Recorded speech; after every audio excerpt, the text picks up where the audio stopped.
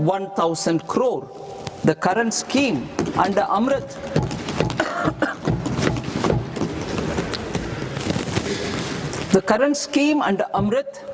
which incentivizes issuances up to 200 crores only, will also continue to support smaller and medium towns. That will also continue to support the smaller and medium towns. Ease of doing business. Individual persons resident outside India, PROI, will be permitted to invest in equity instruments of listed Indian companies through the Portfolio Investment Scheme. It is also proposed to increase the investment limit for an individual PROI under the scheme from 5% to 10%, with an overall investment limit for all individual PROIs to 24% from the current 10%. Emerging technologies including AI. 21st century is technology-driven. Adoption of technology is for the benefit of all people. Farmers in the field, women in STEM, youth keen to upskill, and Divyangjan to access newer opportunities. The government has taken several steps to support new technologies through AI Mission, National Quantum Mission, Anusandhan National Research Fund, and Research and Development and Innovation Fund. Our second kartavya is to fulfill aspirations and build capacities. Close to 25 crore individuals have come out of multi-dimensional poverty through a decade of our government's sustained and reform-oriented efforts.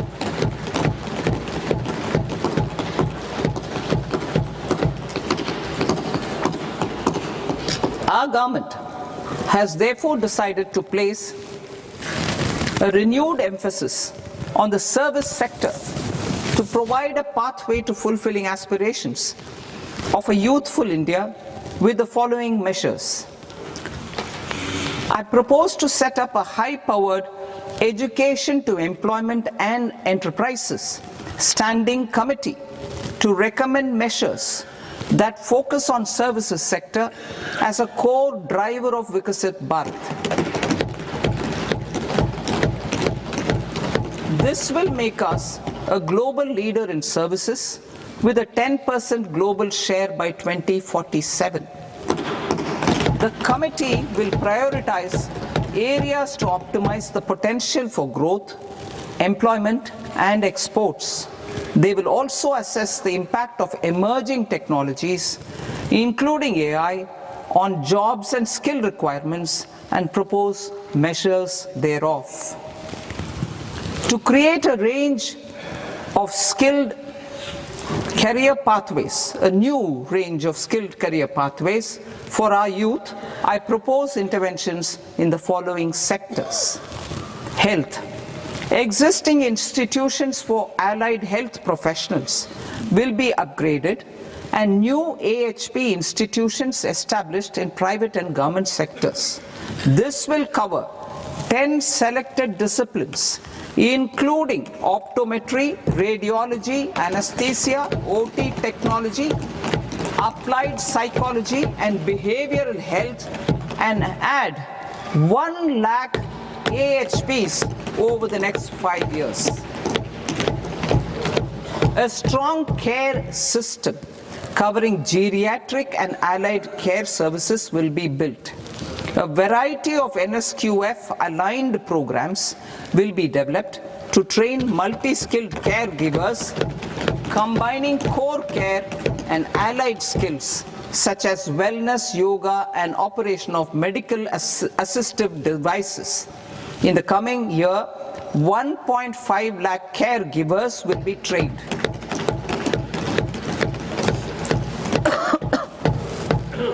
Hubs for medical value tourism.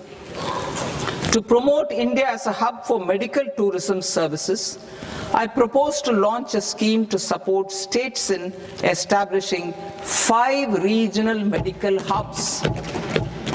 in partnership with the private sector. These hubs will serve as integrated healthcare complexes that combine medical, educational and research facilities. They will have Ayush centers, medical value tourism facilitation centers, and infrastructure for diagnostics, post-care and rehabilitation. These hubs will provide diverse opportunities, job opportunities for health professionals, including doctors and AHPs. Ancient Indian yoga, already respected in several parts of the world, was given a mass global recognition when Honorable Prime Minister took it to the UN. Post-COVID, Ayurveda gained a similar global acceptance and recognition. Exporting quality Ayurveda products helps farmers who grow the herbs and youth who process the products. To meet growing global demand, a few more steps are being taken. I propose to 1. Set up 3 new All India Institutes of Ayurveda. 2.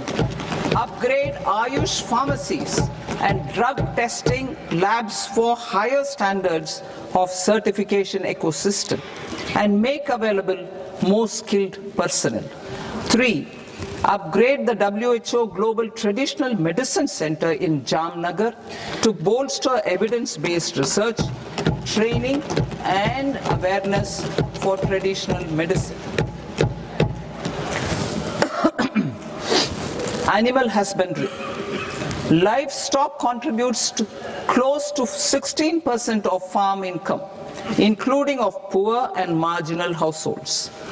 To scale up availability of veterinary professionals by more than 20,000, I propose to roll out a loan-linked capital subsidy support scheme for establishment of veterinary and para-veterinary colleges, veterinary hospitals, diagnostic laboratories, and breeding facilities in private sector. Collaboration between Indian and foreign institutions will also be facilitated. Orange economy. India's animation, visual effects, gaming and comics sector, AVGC sector, is a growing industry projected to require 2 million professionals by 2030. I propose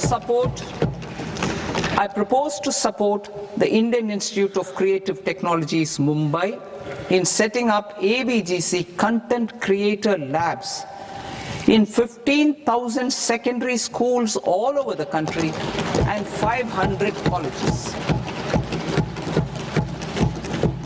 The Indian design industry is expanding rapidly, and yet there is a shortage of Indian designers. I propose to establish, through Challenge Route, a new National Institute of Design to boost design education and development in the eastern region of India. Education. Our government will support states through Challenge Route in creating 5 university townships in the vicinity of major industrial and logistics corridors. These planned academic zones will host multiple universities, colleges and research institutions, skill centers and residential complexes. In higher education, STEM institutions, prolonged hours of study and laboratory work pose some challenges for girl students.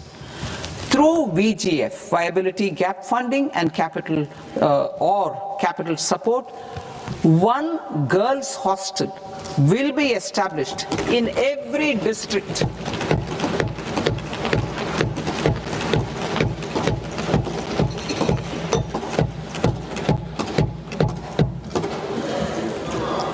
To promote astrophysics and astronomy via immersive experiences.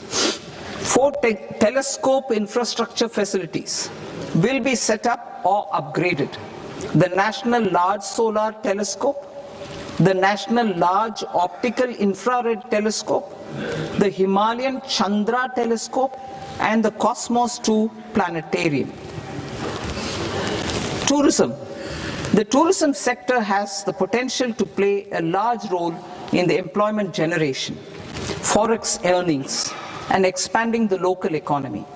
I propose to set up a National Institute of Hospitality by upgrading the existing National Council for Hotel Management and Catering Technology. It will function as a bridge between academia, industry, and government. I also propose a pilot scheme for upskilling 10,000 guides in 20 iconic tourist sites through a standardized, high-quality, 12-week training course in hybrid mode in collaboration with the Indian Institute of Management. A national destination digital knowledge grid will be established to digitally document all places of significance, cultural, spiritual, and heritage. This initiative will create a new ecosystem of jobs for local researchers, historians, content creators, and technology partners. India has the potential and opportunity to offer world-class trekking and hiking experience. We will develop ecologically sustainable mountain trails in Himachal Pradesh, Uttarakhand, and Jammu Kashmir. Also in Araku Valley in the Eastern Ghats and Podigai Malai in the Western Ghats. Turtle trails along key nesting sites in the coastal areas of Odisha, Karnataka, and Kerala. And 3 bird watching trails along the Pulikat Lake in Andhra Pradesh, Tamil Nadu. It's on the border. Under the visionary leadership of Honorable Prime Minister, we established the International Big Cat Alliance in 2024. This year, India is hosting the first ever Global Big Cat Summit, where heads of governments and ministers from 95 range countries will deliberate on collective strategies for conservation. Heritage and culture tourism. I propose to develop 15 archaeological sites, including Lothal, Dolavira, Rakigadi, Adichanallu, Saranath, Hastinapur, and Leh Palace into vibrant experiential cultural destinations. Excavated landscapes will be open to the public through curated walkways.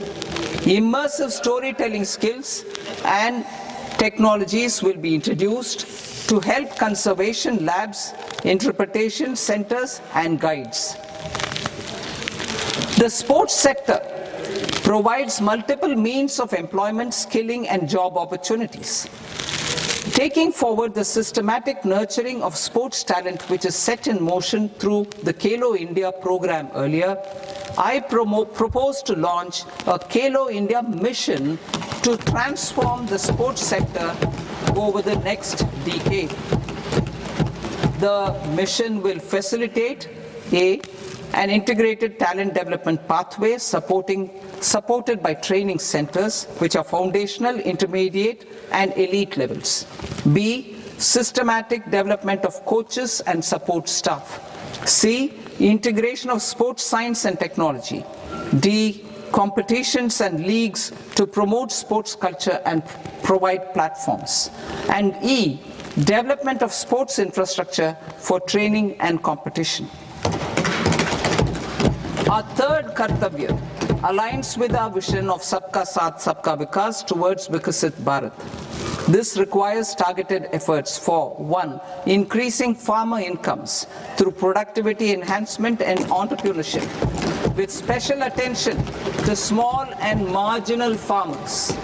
B. Empowering Divyangjan through access to livelihood opportunities, training, and high-quality assistive devices.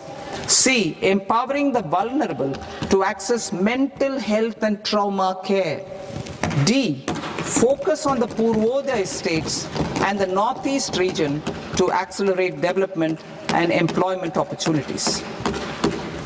Fisheries. We will undertake initiatives for integrated development of 500 reservoirs and Amrit Sarovars.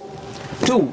Strengthen the fisheries value chain in coastal areas and enable market linkages involving startups and women-led groups together with fish farmer producer organizations. Animal husbandry.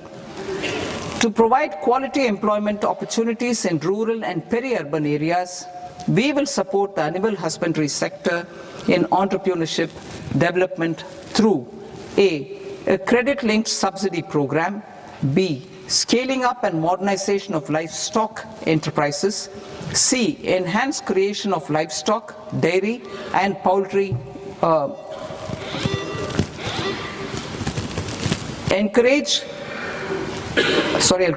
enhanced creation of livestock, dairy, and poultry-focused integrated value chains, and D. Encourage creation of livestock farmer-producer organizations. High-value agriculture. To diversify farm outputs, increase productivity, enhance farmers' incomes, and create new employment opportunities, we will support high-value crops such as coconut, sandalwood, cocoa, cashew in the coastal areas, agar trees in northeast, and nuts such as almonds, walnuts, and pine nuts in our hilly regions. All of them will be supported. India is the world's largest producer of coconuts. About 30 million people, including nearly 10 million farmers, depend on coconuts for their livelihood. To further enhance competitiveness in coconut production, I propose a coconut promotion scheme to increase production and enhance productivity through various interventions, including replacing and non-productive trees with new saplings or plants or varieties in major coconut growing states. A dedicated program is proposed for Indian cashew and cocoa to make India self-reliant in raw cashew and coconut production and processing, enhance export competitiveness, and transform Indian cashew and Indian cocoa into premium global brands by 2030. Sandalwood. Sandalwood is closely linked to India's social and cultural heritage. Our government will partner with state governments to promote focused cultivation and post-harvest processing to restore the glory of the Indian sandalwood ecosystem, to rejuvenate old, low-yielding orchards, and expand high-density cultivation of walnuts, almonds, and pine nuts. We will support a dedicated program to enhance farmer incomes and in bringing value addition by engaging youth. Bharat Vistar, that is virtually integrated system to access agricultural resources. I propose to launch Bharat Vistar, a multilingual AI tool that shall integrate the AgriStack portals and the ICAR package on agricultural practices with AI systems. This will enhance farm productivity, enable better decisions for farmers, and reduce risk by providing customized advisory support. She-Marts for rural women-led enterprises. Building on the success of Lakpati Didi program, I propose to help women take the next step from credit-linked livelihoods to being owners of enterprises.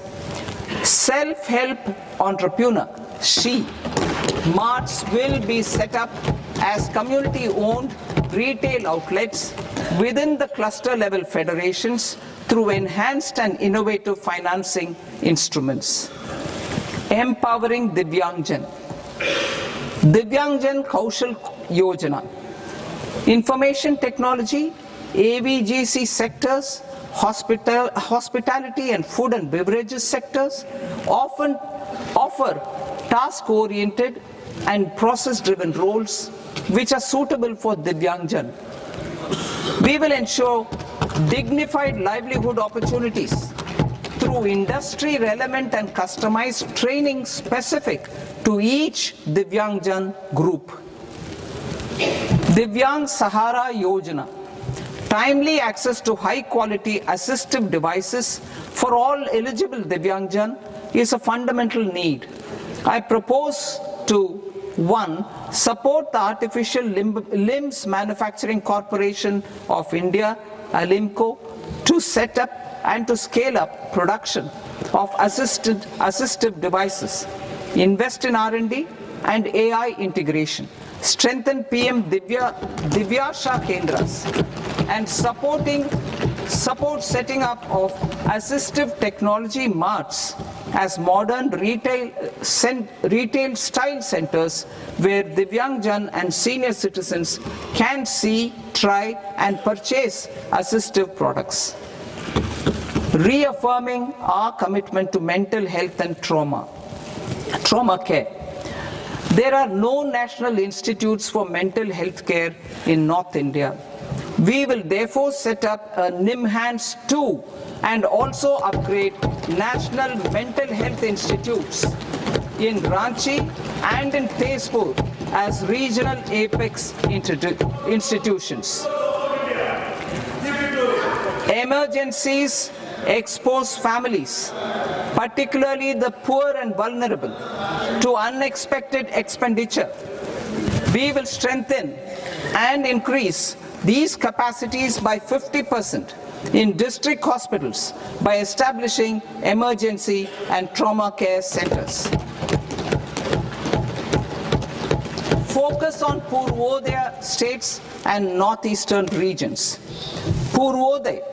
I propose the development of an integrated East Coast industrial corridor with a well-connected node at Durgapur, creation of 5 tourism destinations in 5 Purvodaya states, and the provision of 4,000 e-buses.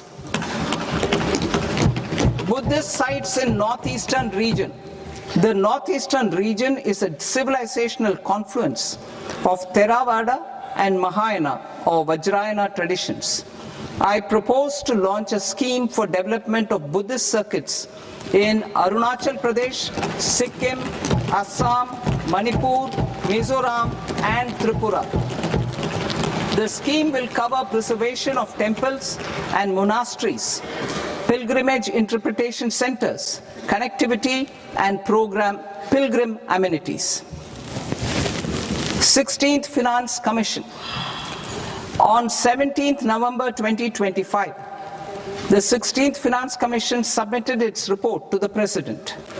As mandated under Article 281 of the Constitution, the government is to lay the report along with the explanatory memorandum on the action taken report on the recommendations of the Commission in Parliament, which, Sir, Honourable Speaker, you've allowed me to do at the commencement of this session. The government has accepted the recommendation of the Commission to retain the vertical share of devolution at 41%. As recommended by the Commission, I have provided 1.4 lakh crores of rupees to the states for the year 2026-2027 as Finance Commission grants. These include rural and urban local body and disaster management grants.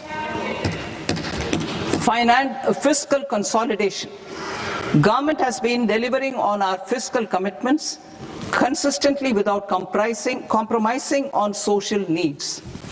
To strive towards accepted standards of fiscal management in Budget 25-26, I had indicated that the central government would target reaching a debt to GDP ratio of 50 plus or minus 1% by 2030-31.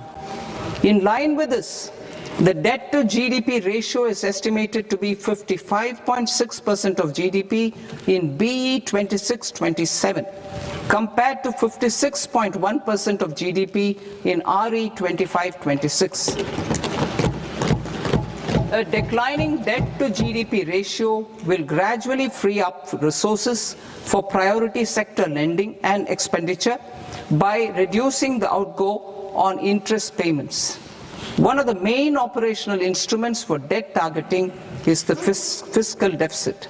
I am happy to inform this august House that I fulfilled my commitment made in 2021-2022 to reduce fiscal deficit below 4.5% of GDP by 25-26. In RE 25-26, the fiscal deficit has been estimated at par with BE of 2025-26 at 4.4% of GDP. In line with the new fiscal prudence path of debt consolidation, the fiscal deficit in BE 26-27 is estimated to be 4.3% of the GDP.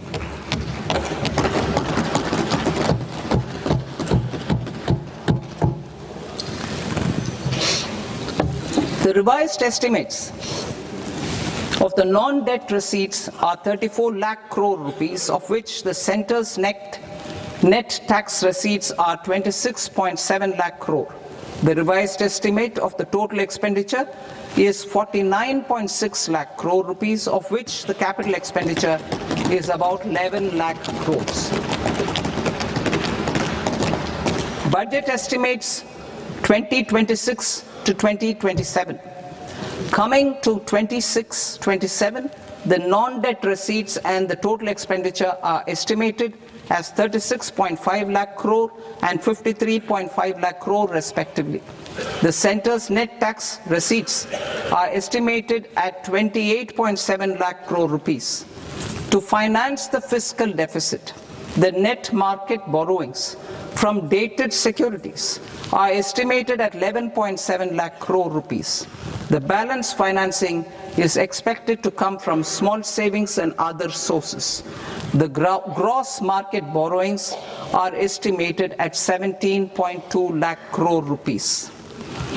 I'll now move to Part B. Part B, direct taxes.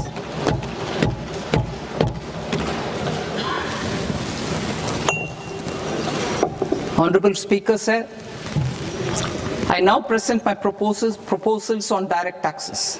New Income Tax Act.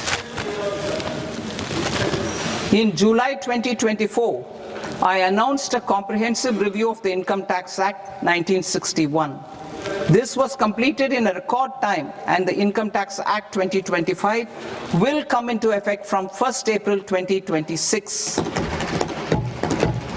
The simplified income tax rules and forms will be notified shortly, giving adequate time to taxpayers to acquaint themselves with its requirements. The forms have been redesigned such that ordinary citizens can comply without difficulty. Ease of living. I propose that any interest awarded by the Motor Accident Claims Tribunal to a natural person will be exempt from income tax, and any TDS on this account will be done away with. I propose to reduce TCS rate on the sale of overseas tour program package from the current 5% and 20% to 2% without any stipulation of amount. I propose to reduce TCS rate for pursuing education and for medical purposes under the Liberalized Remittance Scheme, popularly known as LRS, from 5% to 2%. Supply of manpower services is proposed to be specifically brought within the ambit of payment to contractors for the purpose of TDS to avoid ambiguity. Thus, TDS on these services will be at the rate of either 1% or 2% only. I propose a scheme for small taxpayers wherein a rule-based automated process will enable obtaining a lower or nil deduction certificate instead of filing an application with the assessing officer. For the ease of taxpayer holding securities in multiple companies, I propose to enable depositories to accept Form 15G or Form 15H from the investor and provide it directly to various relevant companies. I propose to extend time available for revising returns from 31st December to up to 31st March with the payment of a nominal fee. I also propose to stagger the timeline for filing of tax returns. Individuals with ITR 1 and ITR 2 returns will continue to file till 31st July, and non-audit business cases or trusts are proposed to be allowed time till 31st August. TDS on sale of immovable property by a non-resident is proposed to be deducted and deposited through resident buyers and his or her PAN-based challan instead of requiring a TAN, which is a temporary accounting number. To address practical issues of small taxpayers like students, young professionals, tech employees, relocated NRIs, and such others, I propose to introduce a one-time 6-month foreign asset disclosure scheme for these taxpayers to disclose income or assets below a certain size. This scheme would be applicable for two categories of taxpayers, namely A, who did not disclose their overseas income or assets, and B, who disclosed their overseas income and or paid due tax but could not declare the asset acquired. For category A, the limit of undisclosed income or asset is proposed to be up to 1 crore rupees. They need to pay 30% of fair market value of asset or 30% of undisclosed income as tax and 30% as additional income tax in lieu of penalty, and would thereby get immunity from prosecution.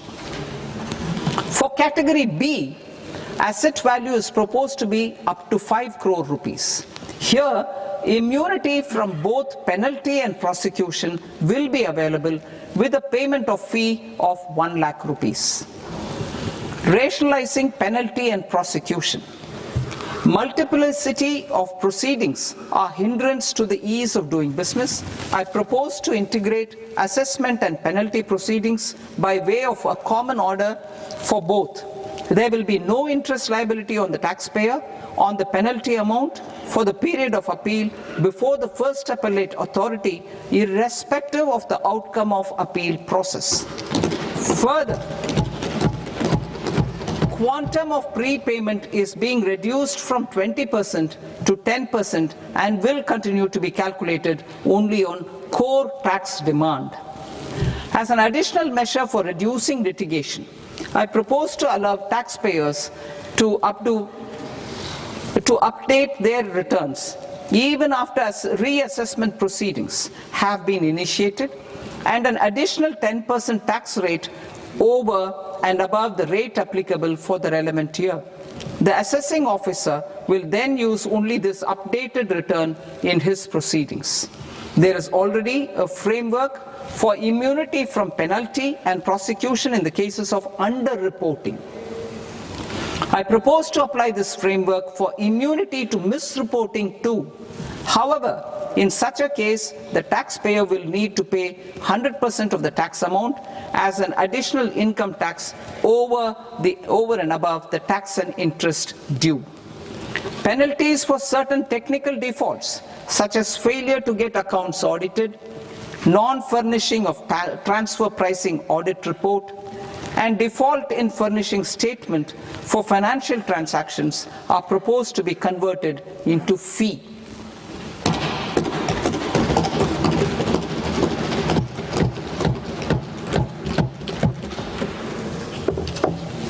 propose to rationalize prosecution framework under Income Tax Act while maintaining a careful balance for deterrence in some serious offence. Non-production of books of account and documents and requirement of TDS payment where payment is made in kind are being decriminalized. Further, minor offences will attract fine only. The remaining prosecutions will be graded commensurate with the quantum of offence. They will entail only simple imprisonment with maximum imprisonment reduced to 2 years and power to courts to convert even those into fines. There is no penalty. There is no penalty presently for non-disclosure of non-immovable foreign assets with aggregate value less than 20 lakh rupees. I propose to also provide them with immunity from prosecution with retrospective effect from 1/10/2024.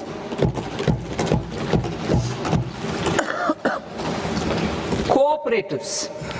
Deduction is already allowed to a primary cooperative society engaged in supplying milk, oilseeds, fruits or vegetables raised or grown by its members. I propose to extend this deduction to also include supply of cattle feed and cotton seed produced by its members. I propose to allow inter-cooperative society dividend income as deduction under the new tax regime to the extent it is further distributed to its members. I further propose to allow exemption for a period of 3 years to dividend income received by a notified national cooperative federation on their investments made in companies up to 31/1/2026. This exemption would be allowed only for dividends further distributed to its member cooperatives. Supporting IT sector as India's growth engine. India is a global leader in software development services, IT-enabled services, knowledge process outsourcing services, and contract R&D services relating to software development. These businesses and their segments are quite interconnected with each other. All these services are proposed to be clubbed under a single category of information technology services with a common safe harbor margin of 15.5% applicable to all. The threshold for availing safe harbor for IT services is being enhanced substantially from 300 crore rupees to 2,000 crore rupees. Safe harbor for IT services shall be approved by an automated rule-driven process without any need for tax officer to examine and accept the application. Once applied by an IT services company, the same safe harbor can be continued for a period of 5 years at a stretch at its choice. For IT services companies who want to conclude advanced pricing agreement, APA, I propose to fast-track unilateral APA process for IT services and endeavor to conclude it within a period of 2 years. The period of 2 years can be extended by a further period of 6 months on taxpayers' request. I propose to extend the facility of modified returns available to the entity entering APA to its associated entities also. Attracting global business and investment. Recognizing the need to enable critical infrastructure and boost investment in data centers, I propose to provide tax holiday till 2047 to any foreign company that provides cloud services to customers globally by using data center services from India. It will, however, need to provide services to Indian customers through an Indian reseller entity. I also propose to provide a safe harbor of 15% on cost in case the company providing data center services from India is a related entity. To harness the efficiency of just-in-time logistics for electronic manufacturing, I propose to provide safe harbor to non-residents for component warehousing in a bonded warehouse at a profit margin of 2% of the invoice value. The resultant tax of about 0.7% will be much lower than in competing jurisdictions. To provide fillip to toll manufacturing in India, I propose to provide exemption from income tax for 5 years to any non-resident who provides capital goods, equipment or tooling to any toll manufacturer in a bonded zone. To encourage vast pool of global talent to work in India for a longer period of time, I propose to provide exemption to global, non-India sourced income of a non-resident expert for a stay period of 5 years under notified schemes. I propose to provide exemption from minimum alternate tax, the MAT, to all non-residents who pay tax on presumptive basis. Tax administration. I propose to constitute a joint committee of Ministry of Corporate Affairs and Central Board of Direct Taxes for incorporating the requirements of income computation and disclosure standards, the ICDS, in the Indian Accounting Standards, Ind AS itself. Separate accounting requirement based on ICDS will be done away with from the tax year 27-28. To support Prime Minister Modi's vision of homegrown accounting and advisory firms to become global leaders, I propose to rationalize the definition of accountant for the purposes of safe harbor rules. Other tax proposals. Change in taxation of buyback was brought in to address the improper use of buyback route by promoters.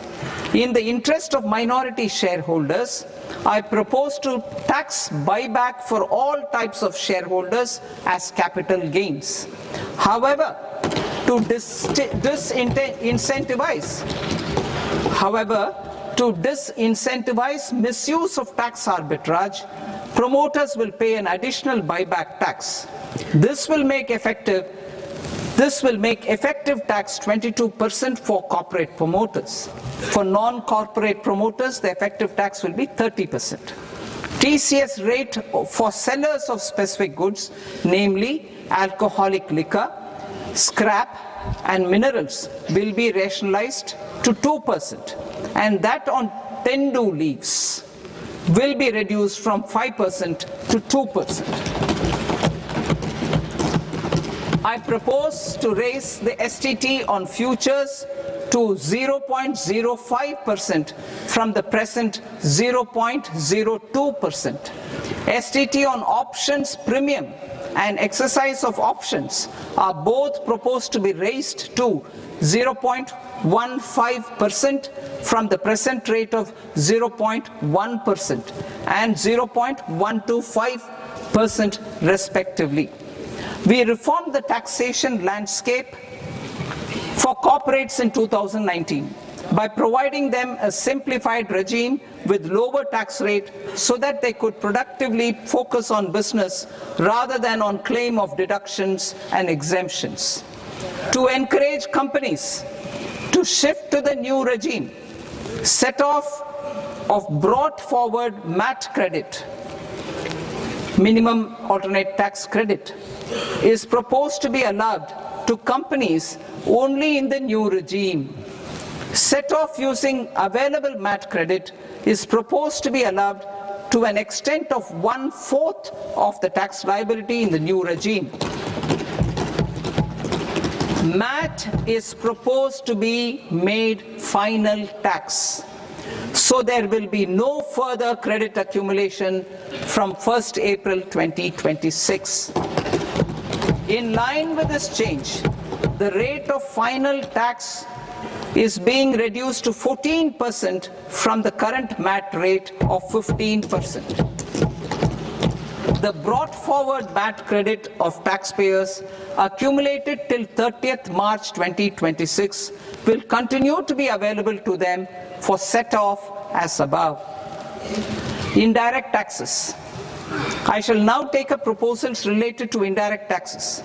My proposals for customs and central excise aim to further simplify the tariff structure, support domestic manufacturing, promote export competitiveness, and correct inversion in duty. To continue weeding out long-continuing customs duty exemptions, I propose to remove certain exemptions on items which are being manufactured in India or where the imports are negligible. Similarly, to further simplify the process of ascertaining the rate of duty applicable on a particular item, I propose to incorporate certain effective rates in various customs notifications to the tariff schedule itself. I shall now take up sector-specific proposals. Promotion of exports of marine, leather, and textile products. I propose to increase the limit for duty-free imports of specified inputs used for processing seafoods for export from the current 1% to 3% of FOB value of the previous year's export turnover. I also propose to allow duty-free imports of specified inputs, which is currently available for exports of leather or synthetic footwear, to exports of shoe uppers as well. I propose to extend the time period for export of final product from the existing 6 months to 1 year for exporters of leather or textile garments, leather or synthetic footwear, and other leather products. Energy transition and security. I propose to extend the basic customs duty exemption given to capital goods used for manufacturing lithium-ion cells for batteries to those used for manufacturing lithium-ion cells for battery energy storage systems also. I propose to exempt basic customs duty on import of sodium antimonate for use in manufacture of solar glass. Nuclear power. I propose to extend the existing basic customs duty exemption on imports of goods required for nuclear power projects till the year 2035 and expand it for all nuclear plants irrespective of their capacity. Critical minerals. It is proposed to provide basic customs duty exemption to the import of capital goods required for the processing of critical minerals in India. Biogas blended CNG. I propose to exclude the entire value of biogas while calculating the central excise duty payable on biogas blended CNG. Civil and defense aviation.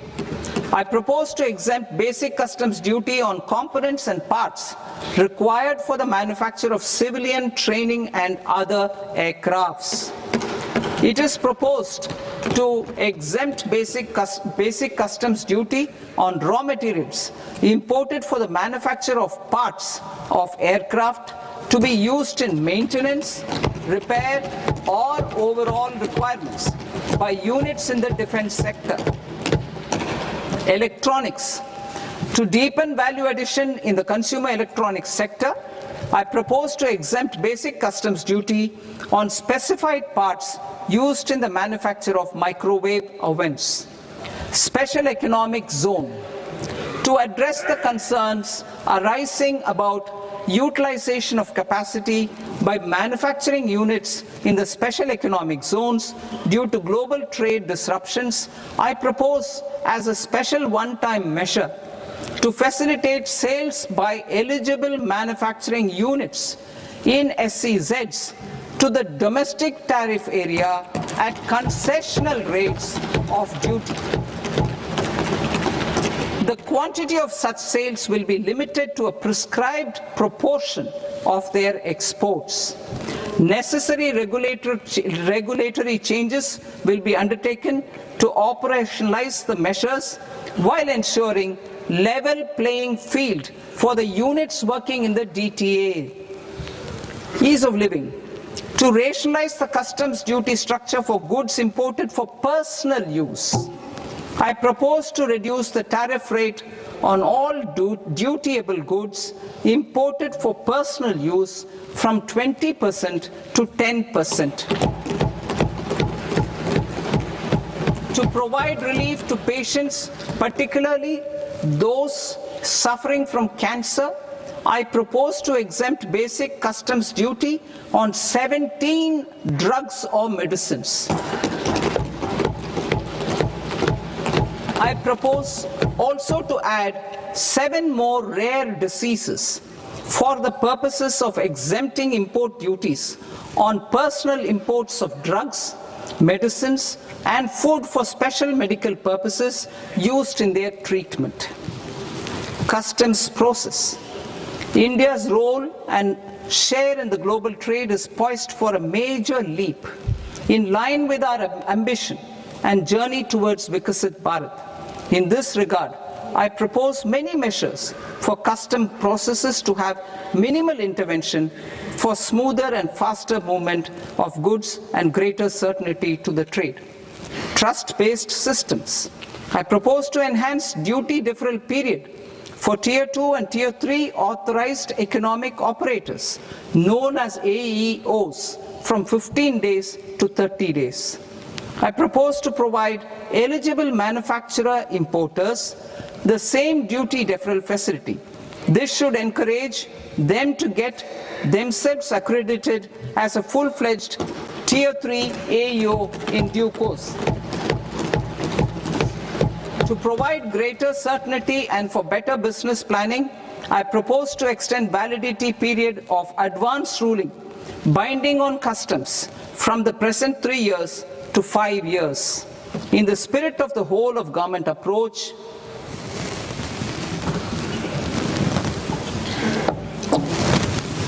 government agencies will be encouraged to leverage AEO accreditation for preferential treatment in clearing their cargo. Regular importers with trusted long-standing supply chains will be recognized in the risk system so that the need for verification of their cargo every time can be minimized. Export cargo using electronic sealing. Export cargo using electronic sealing will be provided through clearance from the factory premises to the ship. For import of goods not needing any compliance, filing of bill of entry by a trusted importer and arrival of goods will automatically notify customs for completing their clearance formalities. This will enable goods to be released immediately on arrival. The customs warehouse framework will be transformed into a warehouse operator-centric system with a self-declarations, electronic tracking, and risk-based audit. These reforms will move away from the current system of officer-dependent approvals and reduce transaction delays and compliance costs. Ease of doing business. Approvals required for cargo clearance from various government agencies will be seamlessly processed through a single and interconnected digital window by the end of the financial year. Processes involved in clearance of food, drugs, plant, and animal and wildlife products, accounting for about 70% of interdicted cargo, will be operationalized on this system by April 2026 itself. For goods not having any compliance requirement, clearance will be done by customs immediately after online registration is completed by the importer, subject to the payment of duty. Customs integrated system will be rolled out in 2 years as a single integrated and scalable platform for all customs processes. Utilization of non-intrusive scanning with advanced imaging and AI technology for risk assessment will be expanded in a phased manner with the objective to scan every container across all the major ports.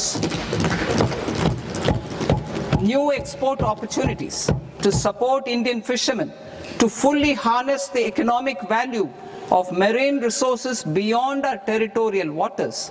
The following measures will be taken. A. Fish catch by an Indian fishing vessel in exclusive economic zone or on the high seas will be made free of duty.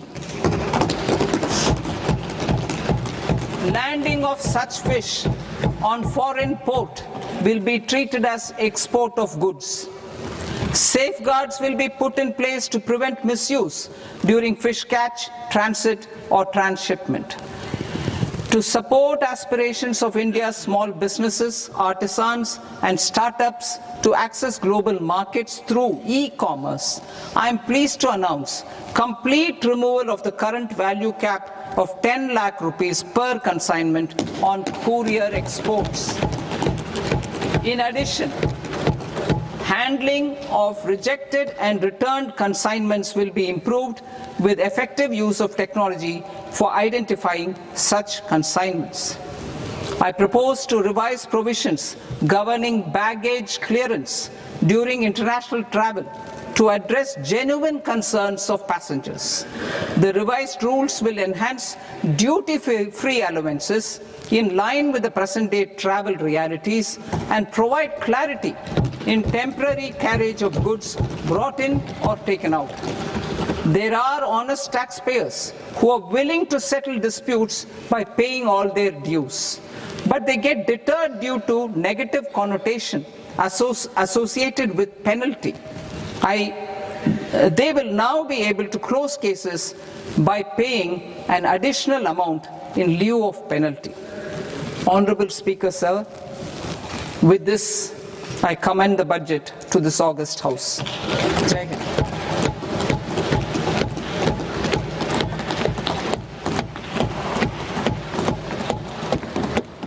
One and a half hours.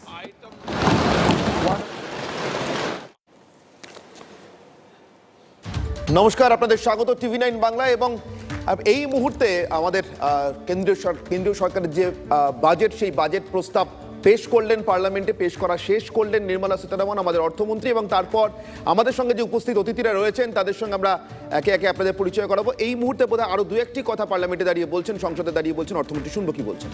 2003 medium term fiscal policy cum fiscal policy strategy statement and macroeconomic framework statement. Item number 4, Manya Vitt Mantri ji. Sir, with your permission, I move for leave to introduce the Finance Bill 2026. प्रश्न ये कि विधेयक को पुनर्स्थापित करने की अनुमति प्रदान की जाए। जो सदस्य इस पक्ष में हाँ गए। ফিনান্স বিল অর্থাৎ অর্থ বিল, সেটাও তিনি সংসদের অনুমোদনের জন্য পেশ করলেন এবং স্পিকার তাতে অনুমতি দিলেন।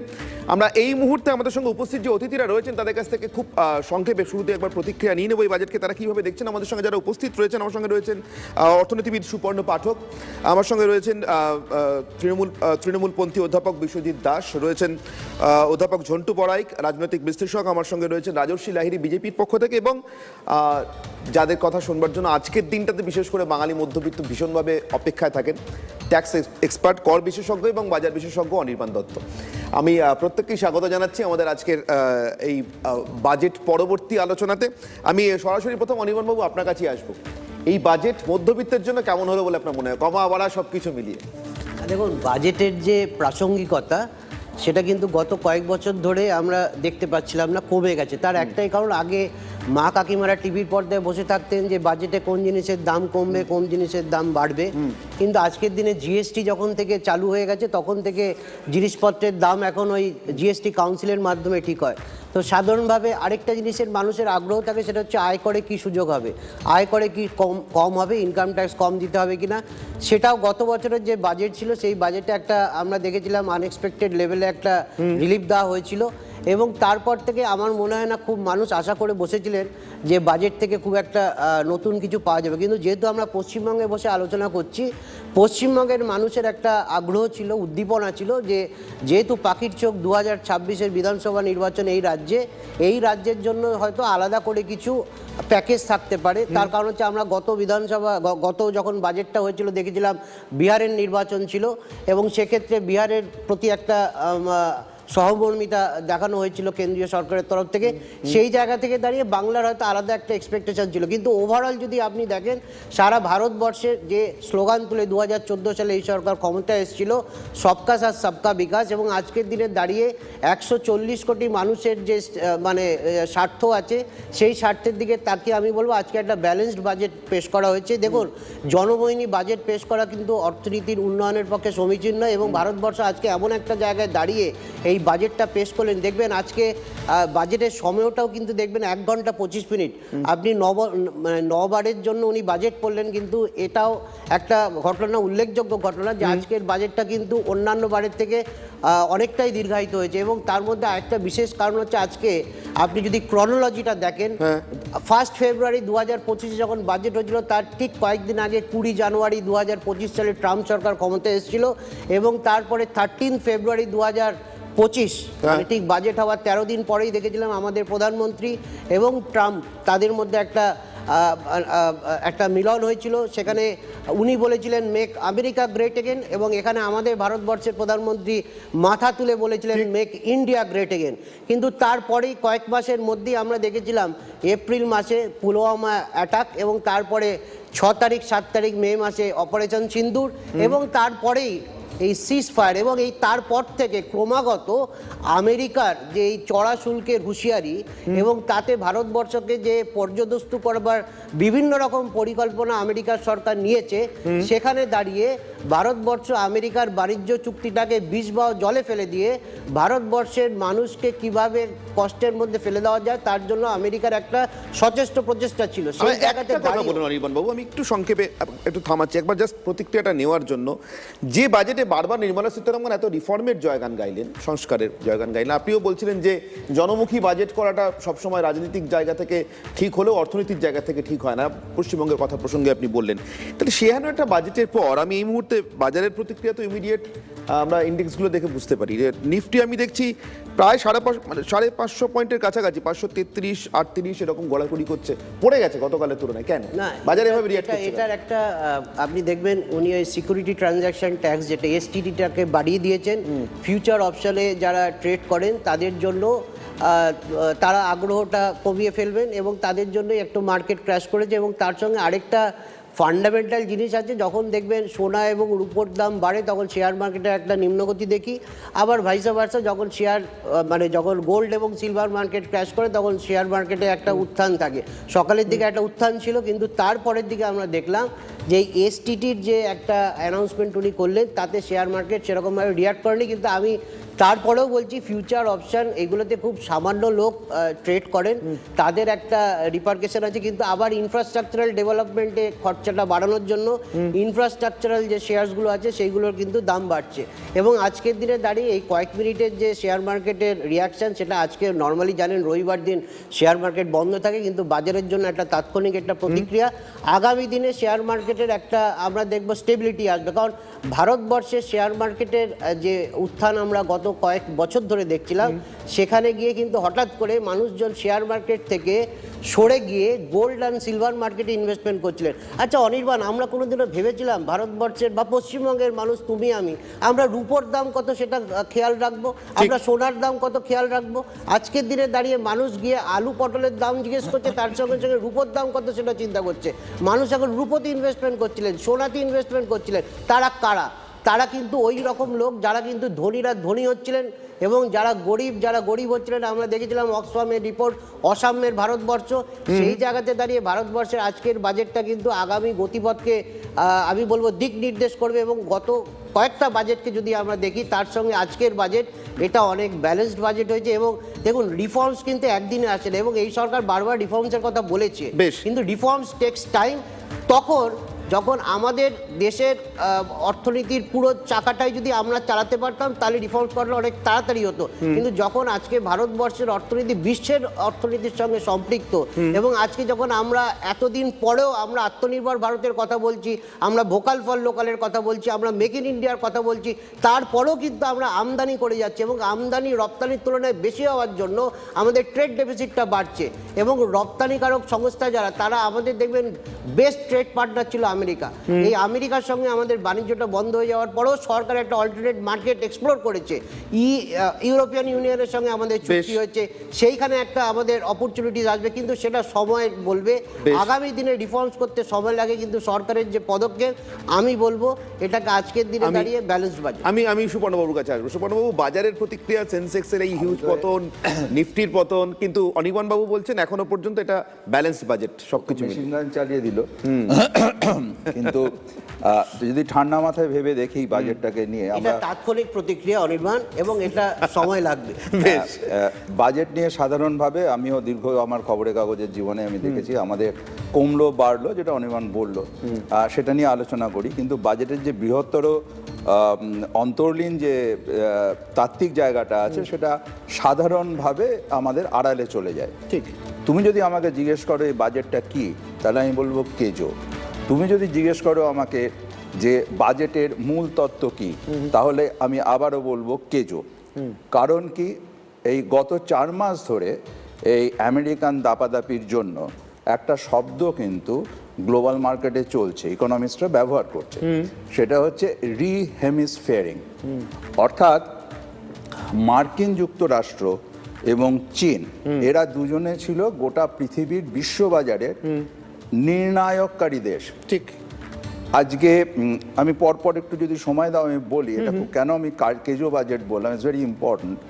আমরা আজকে ইউ এর সঙ্গে আমাদের যে প্রেফারেন্সিয়াল ট্রেড এগ্রিমেন্টটা হলো সেটা নিয়ে কথা বলছি। আমরা ভুলে যাচ্ছি যে ল্যাটিন আমেরিকার সঙ্গে কিন্তু একের পর এক চুক্তি হচ্ছে।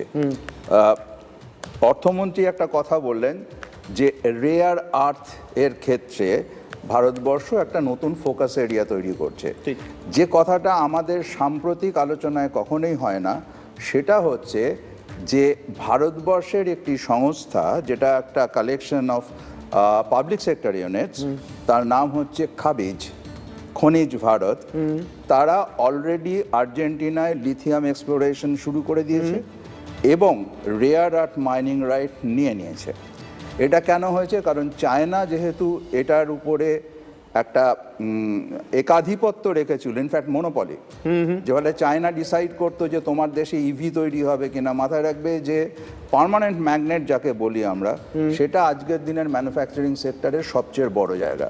Two cut the long story short, তুমি যদি পরপর বাজেটটাকে স্ট্র্যাটেজিক্যালি দেখো, তাহলে আমরা কি দেখছি? টেক্সটাইল, ড্রাগ মলিকিউলস এবং মেডিকেল ট্যুরিজম, এর প্রত্যেকটা জায়গাতেই গত 4 বছর ধরে তুমি যদি তথ্য দেখো, আমাদের গ্রোথ ট্রেন্ড হিউজ। ইনফ্যাক্ট আমাদের ড্রাগ মলিকিউলস এক্সপোর্টের ক্ষেত্রে পৃথিবীর প্রথম 3টে দেশের মধ্যে আমরা একটা। ভ্যাকসিনের ক্ষেত্রে সম্ভবত সাম্প্রতিক অঙ্কে আমরা টপ করছি লিস্ট। তার ফলে এবং ট্যাক্সেশনের ক্ষেত্রে যদি আমরা আসি, তাহলে আমরা দেখব যে যে ক্ষেত্রগুলিতে ভারতবর্ষের মানে এই বাজেট ফোকাস করছে, সেগুলো কিন্তু সবকটাই ইমার্জিং সেক্টর, এবং যেগুলোতে ভারতবর্ষ ভালো করছে সেই জায়গাতেই একটা সরল রৈখিক একখানা যোগাযোগের জায়গা তৈরি করার চেষ্টা করেছেন অর্থমন্ত্রী। সমস্যার জায়গাটা অন্য। আমরা বাজেটের প্রস্তাবগুলো নিয়ে আলোচনা করছি, এক্সপেন্ডিচার নয়। ভারতবর্ষের অন্যতম জায়গাটা হচ্ছে এখানে যেটা বলেছেন 5খানা ইউনিভার্সিটি সিটি করবেন, খুব ভালো কথা। জেলায় জেলায় মেয়েদের জন্য হস্টেল, খুব ভালো কথা। কিন্তু human capital is very important. আজকে নেহেরুকে আমরা অনেকেই গালাগাল করি, কিন্তু প্রথম এবং সেকেন্ড 5 ইয়ার প্ল্যানে যদি Indian ISI, IITs, IIMs, Indian institute of sciences না হতো, তাহলে তোমার এই গোটা পৃথিবী জুড়ে ফরচুন 500 কোম্পানিজগুলোর টপ CEOs তুমি পেতে না। কিন্তু আজকে দাঁড়িয়ে আমরা কি দেখছি? আজকে দাঁড়িয়ে আমরা দেখছি যে ইউজিসির স্কলাররা নিয়মিত টাকা পাচ্ছে না। তুমি যদি হিউম্যান ক্যাপিটাল আমরা যদি তৈরি করতে চাই, তাহলে কিন্তু আমাদের রিসার্চে ফোকাস করতে হবে বলছেন, কিন্তু উনি করছেন কি, এই জিজ্ঞাসা চিহ্নটা রেখে আমি আপাতত আমার জায়গাটা থামাবো।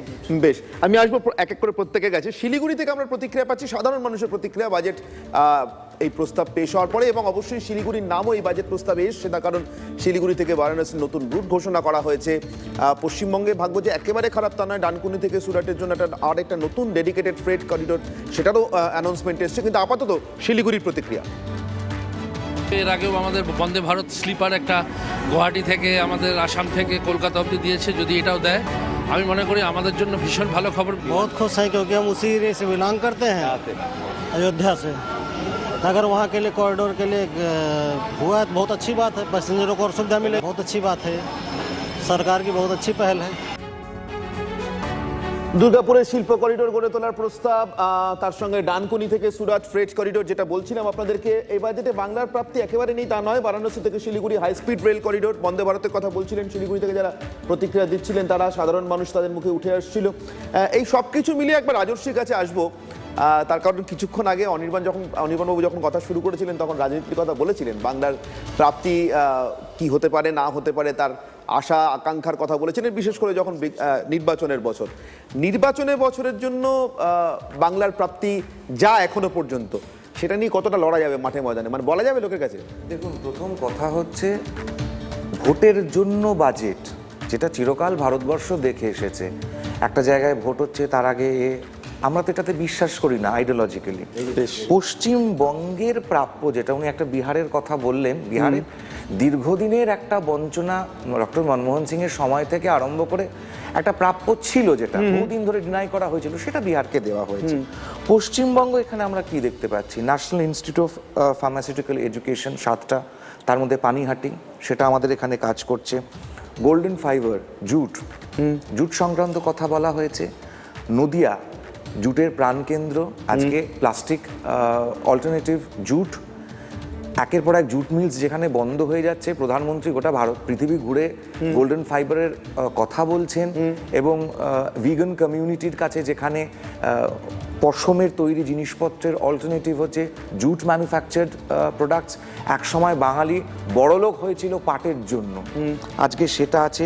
200 লেগেসি ইন্ডাস্ট্রিয়াল ক্লাস্টার রিভাইভাল করার কথা বলা হয়েছে। পশ্চিমবঙ্গ এটা সব থেকে বড় বেনিফিশিয়ারি তো পশ্চিমবঙ্গ হবে। পশ্চিমবঙ্গের কতগুলো এরকম ইন্ডাস্ট্রিয়াল ক্লাস্টার্স আছে, বিধানচন্দ্র রায়ের আমল থেকে পরপর যা তৈরি হয়েছে, সেগুলো যদি রিভাইভালের জায়গায় যায়, তাহলে সব থেকে বেশি লাভ তো হবে। শেফিল্ড অফ বেঙ্গল বলা হতো একসময় হাওড়াকে, আজকে সেটা কি?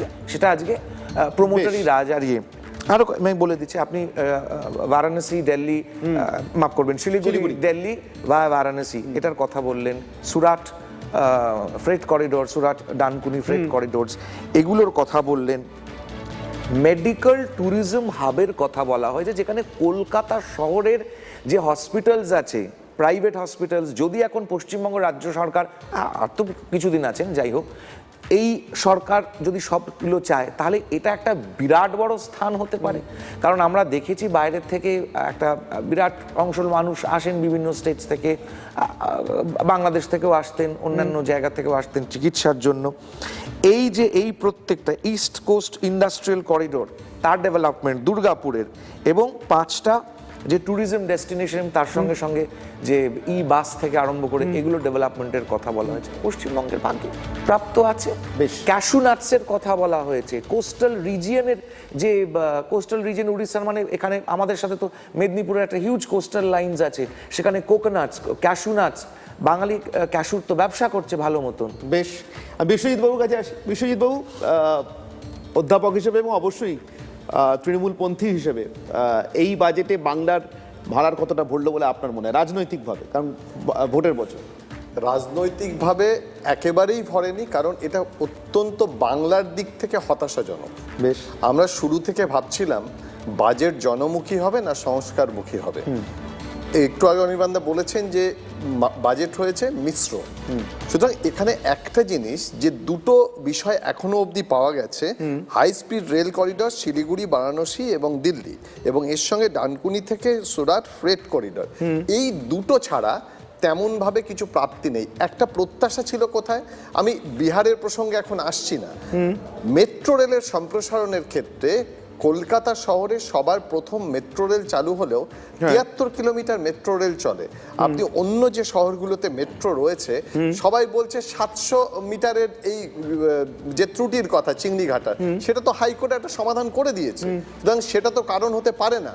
আপনি দেখবেন এর আগের বাজেটগুলোতে মেট্রোর বরাদ্দ এখানে কত আছে, সুতরাং সেদিক থেকে বাংলা কিন্তু বঞ্চনার একটা জায়গায় থেকে গেল। আর এই যে ৭৭ থেকে এখনো পর্যন্ত ৫০ বছর ধরে বলছেন একই ট্র্যাডিশন, না ৫০ বছর ধরে কিন্তু আমি বলিনি, আমি আগের ৩-৪টা বাজেটের কথা বলেছি। আগে আপনাদের আগে যারা ছিলেন তারা বলছে সারা জীবন বঞ্চনার গান গেয়ে গেছেন, আমি বামেদের কথা, না আমি বঞ্চনার কথা বলিনি, প্রাপ্তি যা যা প্রত্যাশা ছিল আমি তার কথা বলছি, যে বাজেট কি করে হতাশা নিয়ে এসছে বাংলার ক্ষেত্রে। তার কারণ এই যে একটু আগে রাজশ্রী বলছিলেন না যে বিহারের ক্ষেত্রে অনেকটা জমে ছিল, তারপরে তা সেটা নির্বাচনের আগেই করতে হলো। সুতরাং এবছর যে 5টা রাজ্যে নির্বাচন, সেই নির্বাচনের আগে বাংলার প্রতি কোনো অতিরিক্ত বা আমরা জানি যে দেশের বাজেট একটা তাদের একটা দিশা থাকবে। কারণ আমি একটা জিনিস খালি এখানে বলবো, এখানে এরা, আমি আসছি আপনার কাছে, আমি নিশ্চিতভাবে ফিরবো রাজশ্রী, আপনার কাছে ফিরবো, কিন্তু তার আগে শিয়ালদা স্টেশন থেকে এই মুহূর্তে আমাদের প্রতিনিধি সুশোভন রয়েছেন, কথা বলবো সুশোভনের সঙ্গে সাধারণ মানুষ রয়েছেন বাজেটের পরে তাদের প্রতিক্রিয়া। সুশোভন, কি বলছেন সাধারণ মানুষ, কিভাবে দেখছেন তারা এই বাজেটকে আজকে? একেবারে দেখো, সাধারণ মানুষ যারা রয়েছেন তারা ইতিমধ্যে বাজেটটা শুনেছেন। একটু জিজ্ঞাসা করবো, আচ্ছা আপনাকে জিজ্ঞাসা করবো যে বাজেটের বিষয়টা আপনি শুনলেন, মোটামুটি আপনার কি ধারণা? আমার তো মনে হচ্ছে অ্যাজ বিকজ রেলের যা বাজেট আছে ঠিকই আছে, কোনো অসুবিধা কিছু নেই। আর আফটারঅল রেলের যে বাজেট নিয়ে কথা বলছেন সাধারণ মানুষ হিসাবে, বর্তমানে আমাদের আপনার প্রত্যাশা পূরণ হলো? একদম একদম একদম। দুটো ফ্রেট করিডোর এবং রেলের বাজেটে দেখুন, রেলের যা বাজেট ওয়াইজ আমার যেটা মনে হচ্ছে অ্যাজ এ হিউম্যান বিং একদম পারফেক্ট। দেখুন, মানুষের প্রত্যাশা কোনোদিনই পূরণ হবে না। আপনি যতই দিন ততই মানুষের চাহিদা বাড়বে। আর জীবনদায়ী ওষুধের দাম কমেছে, এটা আরও কমার দরকার, কারণ সাধারণ মানুষের আওতার ভিতরে আসলে এটা আমাদের অনেক বেটার।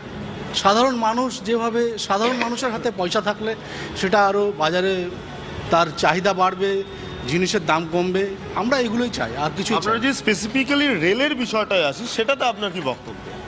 রেলের বিষয়টা,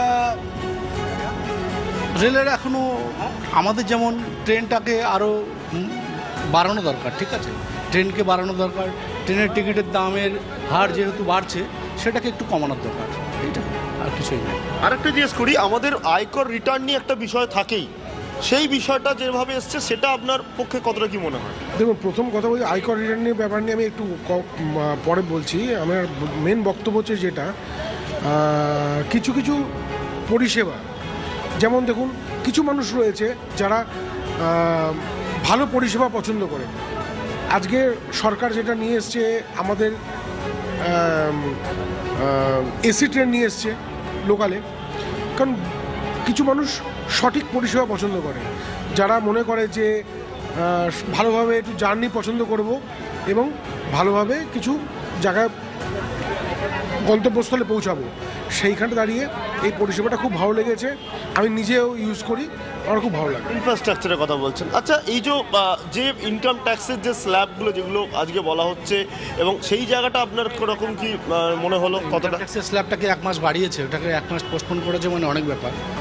এটাকে মানুষ একটু সময় পাবে, সময় অনুযায়ী করতে পারবে, ঠিক আছে, এইগুলো। বেশ, বুঝতেই পারছো সুশোভন, আমি তোমার সঙ্গে যারা ছিলেন তাদের প্রতিক্রিয়া বুঝতে পারলাম। নিশ্চয়ই বলবো, তবে মোটের উপরে বাজেটকে স্বাগতই জানাচ্ছেন বেশিরভাগ। এবং একটা অদ্ভুত কথা শুনতে পেলাম সাধারণ মানুষের মুখ থেকে, তারা বলছেন দেওয়ার শেষ নেই, মানুষের চাওয়ারও শেষ নেই। শুনে তাদের এখনো পর্যন্ত তারা শুনেছেন এই বাজেট, তাদের ভালো লেগেছে এই বাজেট। এই মুহূর্তে বাঁকুড়া থেকে রয়েছেন আমাদের প্রতিনিধি হীরক, আমাদের অপর প্রতিনিধি। আমি হীরকের কাছে যাব। হীরক, তোমার সঙ্গে যারা রয়েছেন, আমি সম্ভবত তুমি একটি সাধারণ মধ্যবিত্ত গৃহস্থ বাড়িতেই দাঁড়িয়ে আছো, সেখানকার মানুষ কি বলছেন? তাদের প্রতিদিনকার দিন গুজরান, সংসার চালানো একটু সচ্ছল হবে, ভালো হবে? একেবারে দেখো, এই মধ্যবিত্ত পরিবারে যেখানে আমি দাঁড়িয়ে রয়েছি, অর্থাৎ বাঁকুড়ার জুনবেদিয়া এলাকার বসু পরিবারে, সেই বাড়িতে একেবারে বলা চলে হেঁসেলের মধ্যে আমি রয়েছি, এবং সেই হেঁসেলে এই বাজেটে ঠিক কতটা প্রভাব পড়বে তা জেনে নেব এই বাড়ির যিনি কর্ত্রী রয়েছেন তার কাছেই। বৌদি, বলছি একটু ঘুরে যাবেন। বলছি যে বাজেট তো আপনি সকাল থেকে দেখছিলেন, বলছি এই বাজেট দেখে পরে কি মনে হলো, মানে কোনটা কতটা সুবিধা হবে?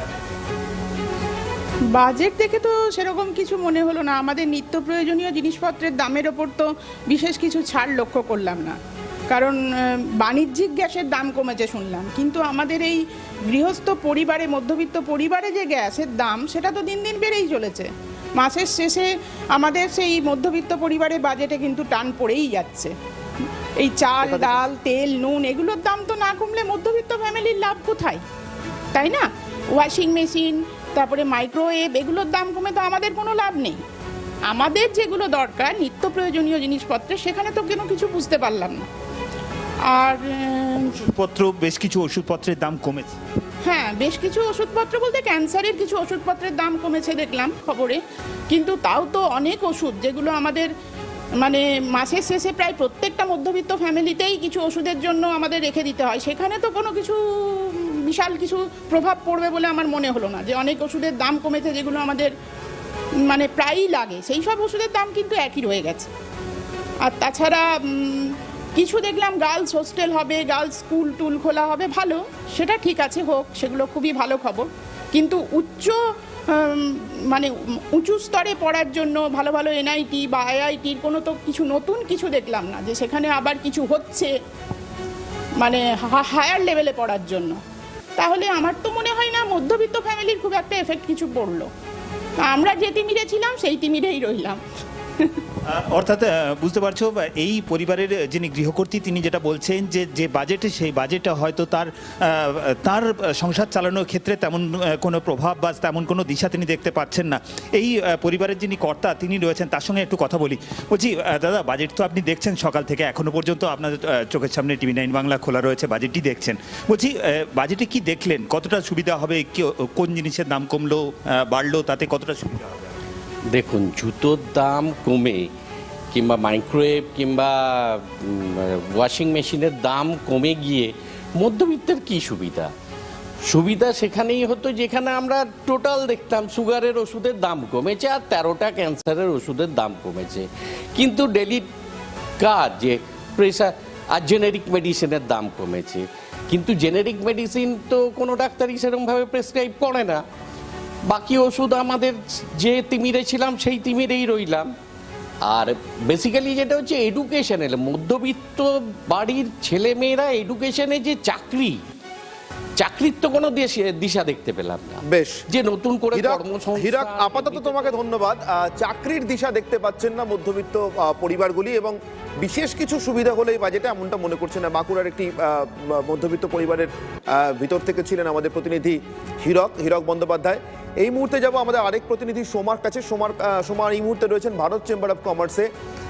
বিশেষ করে বাণিজ্য ক্ষেত্রে, আমি বলবো ইন্ডাস্ট্রি, ব্যবসা ইত্যাদির থেকেও আলাদা করে নির্দিষ্টভাবে বাণিজ্য ক্ষেত্রে এই বাজেটের প্রভাব কি, অন্তত প্রতিক্রিয়া কি, সেটা বোঝার চেষ্টা করবো। সোমা, তোমার সঙ্গে যারা রয়েছেন ভারত চেম্বার অফ কমার্সের, যারা এই মুহূর্তে অফিসিয়ালস রয়েছেন বা নেতৃস্থানীয় যারা রয়েছেন, তাদের কাছ থেকে জানতে চাইবো তারা এই বাজেটকে কিভাবে দেখছেন। ভারত চেম্বার অফ কমার্স থেকে সিনিয়র প্রেসিডেন্ট তিনি রয়েছেন রমেশ আগরওয়াল, তার সাথেই কথা বলে নেব যে বাণিজ্য নিয়ে তারা কি ভাবছেন বা বাজেট কেমন হলো, বাণিজ্য ক্ষেত্রে বাজেট এবারের কেমন হলো। বাজেট খুব ভালো হয়েছে, কারণ এখানে এবার গভর্নমেন্ট কোনো ডাইরেক্ট বেনিফিট দেয়নি, যার যেমনি আমরা এক্সপেক্ট করি যে ইনকাম ট্যাক্স রেটে কিছু কম বেশি করবে, but government has given taken a different approach, যে ইনडाইরেক্টলি যে সুবিধা বাড়িয়ে দেওয়া, যেমনি कस्टम्स में जो सबको इंटीग्रेट कर दिया कि सब एक तरह से, मतलब जो इम्पोर्टर अगर उनका अगर ट्रैक रिकॉर्ड अच्छा है तो सिंगल पॉइंट में उनका क्लियरेंस हो जाएगा, या इंफ्रास्ट्रक्चर में काफ़ी डेवलपमेंट करेंगे, जो केपेक्स एक्सपेंडिचर गवर्नमेंट ने बढ़ाया उससे देश का ग्रोथ होगा, तो कॉमन आदमी या बिजनेसमैन सबको बहुत फ़ायदा होगा। और जो टैक्स पेमेंट करने की जो tax new income tax act आएगा, उससे भी कॉमन आदमी और सबको काफ़ी सुविधा होगी। तो ये इनडायरेक्ट गवर्नमेंट ने काफ़ी बेनिफिट्स बजट में बढ़ाई है। আপনি তো টেক্সটাইলের সঙ্গে যুক্ত রয়েছেন, এক্ষেত্রে কি সুবিধা পেলেন বা পেলেন না? टेक्सटाइल्स में जो एक मेजर चैलेंज है अमेरिका के संग, जो अभी टैरिफ बढ़ गया है, इंपोर्ट टैरिफ इन अमेरिका, उससे काफ़ी जनों को यहाँ पे बहुत तकलीफ है। तो उसके लिए अभी तक बजट का मैटर भी नहीं है। बट अदरवाइज वित्त मंत्री ने जो अनाउंस किया है कि टेक्सटाइल को सपोर्ट करने के लिए, टेक्सटाइल अपग्रेडेशन के लिए कुछ फैसिलिटीज़ देंगी, उसकी डिटेल आने बाकी है। तो हमको लगता है टेक्सटाइल में जितना ग्रोथ होगा देश का उतना ही विकास होगा, बिकॉज टेक्सटाइल एक ऐसा क्षेत्र है जिसमें कि एक्सपोर्ट की बहुत बड़ी संभावना है। अभी भी अपने बहुत पीछे हैं, तो इसमें अगर इंडिया वर्ल्ड में नंबर 1 होता है तो देश की बहुत ग्रोथ होगी। বাজেট হলেই সাধারণ মধ্যবিত্ত তারা কিন্তু ভাবেন যে তারা কিছু পেলেন, এই যে বাজেট সাধারণ মধ্যবিত্তের জন্য কি কিছু পাওয়া গেল?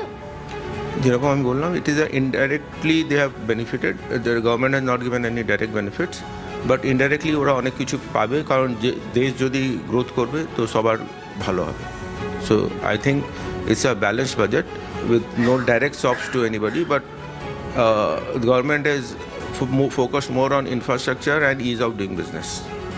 আমরা দেখলাম ওষুধের ক্ষেত্রে, ক্যান্সারের ওষুধ সেক্ষেত্রে কিছুটা দাম কমার সম্ভাবনা রয়েছে, কিন্তু আরও একটু যদি বেশি অন্য ক্ষেত্রে যেমন সুগার থেকে শুরু করে। সোমা, আপাতত তোমাকে ধন্যবাদ। ভারত চেম্বার অফ কমার্স থেকে সরাসরি ছিলেন আমাদের প্রতিনিধি সোমা, জানাচ্ছিলেন বাণিজ্য মহলের প্রতিক্রিয়া, তারা এই বাজেটকে কিভাবে দেখছেন। তারা কিন্তু এই বাজেটকে ভালো বাজেট হিসেবে বলছেন। তাদের চোখে সরাসরি বেনিফিট বা সরাসরি কোনো সুযোগ সরকার না দিলেও, কোনো মুনাফার সুযোগ না দিলেও, ঘুরিয়ে অর্থাৎ পরিকাঠামোতে বিনিয়োগ করে ব্যবসা করার সুবিধা আরও বেশি করে দিয়ে সরকার এই বাজেট তাদের জন্য ভালো বাজেট করেছেন বলেই মনে করছেন।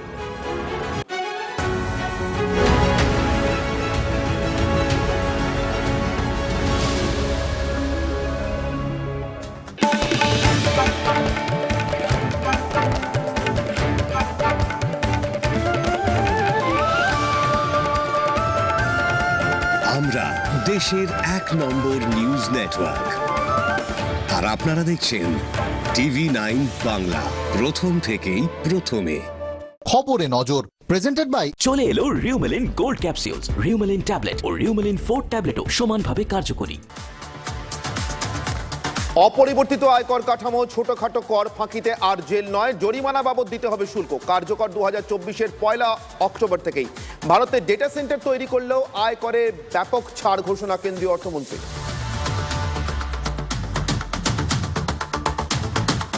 100 দিনের কাজ থেকে মহাত্মা নাম সরানোর পর গান্ধীর নামে নতুন প্রকল্প কেন্দ্রের। হস্তশিল্পের উন্নতিতে মহাত্মা গান্ধী গ্রাম স্বরাজ প্রকল্প, প্রত্যেক গরিব শোষিত পরিবারের আর্থিক বৃদ্ধি লক্ষ্য, বললেন কেন্দ্রীয় অর্থমন্ত্রী।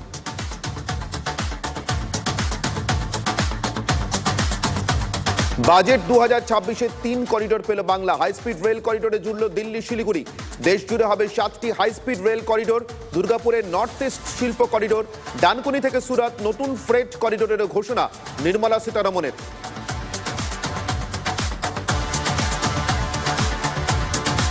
সেমিকন্ডাক্টর সেক্টরকে এগিয়ে নিয়ে যেতে 40,000 কোটি টাকা ঘোষণা কেন্দ্রে।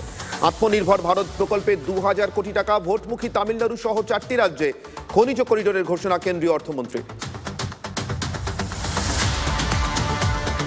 আয়ুর্বেদ চিকিৎসায় জোর কেন্দ্রে। দেশে হবে নতুন 3টি এইমস। আয়ুর্বেদ ওষুধ তৈরিতে 10,000 কোটি বরাদ্দ। তৈরি হবে 3টি কেমিক্যাল পার্ক, ঘোষণা কেন্দ্রীয় অর্থমন্ত্রী নির্মলা সীতারমনের।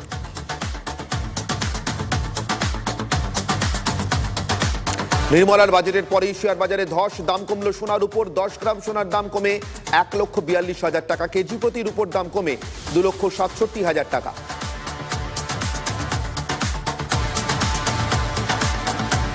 বাজেটে আরো বাড়ল মদ, সিগারেট, খনিজ পদার্থের দাম। সস্তা জুতো, চামড়ার bag, mobile, microwave, solar panel, বিড়ি, ব্যাটারি, সিএনজি, বায়োগ্যাস। কমল বিদেশ যাত্রা এবং বিদেশে পড়াশোনার খরচও।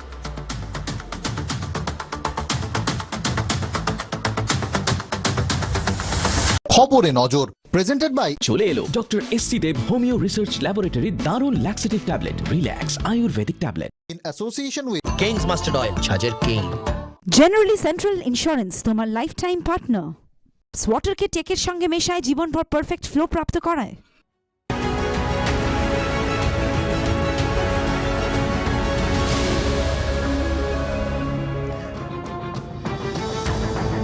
আবারও ফিরে এলাম আমাদের বাজেট পরবর্তী এই বিশেষ আলোচনাতে। আমার সঙ্গে অনির্বাণ দত্ত রয়েছেন, কর এবং বাজার বিশেষজ্ঞ। আমি অনির্বাণ বাবুর কাছে আরেকবার আসবো, তারপর অধ্যাপক ঝন্টু পড়াইক আপনার কাছে আসছি রাজনৈতিক বিশ্লেষণ নিয়ে। অনির্বাণ বাবু, বেশ কিছু গ্রুপে দেখলাম আলোচনা হচ্ছে, এই আপনি বলছিলেন যাকে ফিউচার অপশনসের কথা, শেয়ার বাজারে ধসের অন্যতম কারণ হিসেবে সেখানে ট্যাক্স বাড়িয়ে দেওয়া ইত্যাদি। অনেক গ্রুপে দেখলাম আলোচনা হচ্ছে মতলব রিস্ক হামারি প্রফিট সরকার কি। তো আমার একটা সোজা কথা, আপনারা অনেকেই বলেন, বেশিরভাগ মানুষ বলেন যে ভালো রাজনীতি মানে ভালো অর্থনীতি নাও হতে পারে, ফলে ভালো বাজেট সবসময় রাজনৈতিকভাবে অনেকে খুশি নাও করতে পারে, মানলাম। কিন্তু খুশিটা কাকে করলো এবারের বাজেট? আমি তো খুশির প্রতিক্রিয়া কোনো জায়গা থেকে সে অর্থে দেখতে পাচ্ছি না। তো প্রতিক্রিয়া কিছু বুঝবো তো না, খুশি হওয়ার জন্য তো বাজেট নয়। দেখুন, এটা পাড়ার দুর্গাপুজো নয় বা সবাইকে দুঃখে রাখার জন্য বাজেট না। না, দেশের যে পরিস্থিতি আজকে, সেই পরিস্থিতি থেকে কিভাবে দেশ ঘুরে দাঁড়াবে। আমরা ঠান্ডা ঘরে বসে আলোচনা করছি, কিন্তু যিনি অর্থমন্ত্রী বা অর্থমন্ত্রকের যারা কর্তারা যে জায়গাতে দাঁড়িয়ে আজকে বাজেট পেশ করলেন, সেখানে দেশের মধ্যে একটা ডিমান্ড স্টিমুলেট করা একটা সমস্যা। যারা ইনভেস্টমেন্ট করতে পারেন তারা দেশে ইনভেস্টমেন্ট না করে বাইরে ইনভেস্টমেন্ট করছেন, বাইরের থেকে ইনভেস্টমেন্ট আসছে না। এবং পাকিস্তান, বাংলাদেশ, সেখান থেকে আমাদের কীরকম আগামী দিনে সম্পর্ক থাকবে, আবার সীমান্ত অশান্ত হবে কিনা, এবং সর্বোপরি এই বিশ্ব বাণিজ্যের যে আজকে অবস্থা, সেখানে ভূরাজনৈতিক সংঘর্ষ চলছে, এতগুলো চ্যালেঞ্জকে নিয়ে আপনি সবকা সাথ সবকা বিকাশ করতে পারবেন না। রাজশ্রীর সঙ্গে আমি এই জায়গাতে একমত নই। 2 নম্বর হচ্ছে আপনি 2014 সালে সবকা সাথ সবকা বিকাশ বলে দিলে ওই প্রত্যেকটা মানুষই চাইবে আমার জন্য এটা দাও, আমার জন্য ওটা দাও। কিন্তু মূল সমস্যা যেটা টিভির পর্দায় যারা চোখ রেখেছেন, যারা দেখছেন বাড়িতে বসে, তাদের রাজনৈতিক বর্ণ গন্ধ আলাদা হতে পারে, কিন্তু প্রত্যেকেই চান বাড়ির ছেলে যাতে চাকরি পায় আর জিনিসের দাম যাতে কমে। এবং এটার জন্য সরকারি পরিসংখ্যানে ওই সিপিআই ইন্ডেক্স কমছে, দাম কমছে, কিন্তু বাজারে গেলে সেটা রিফ্লেকশন পাই না।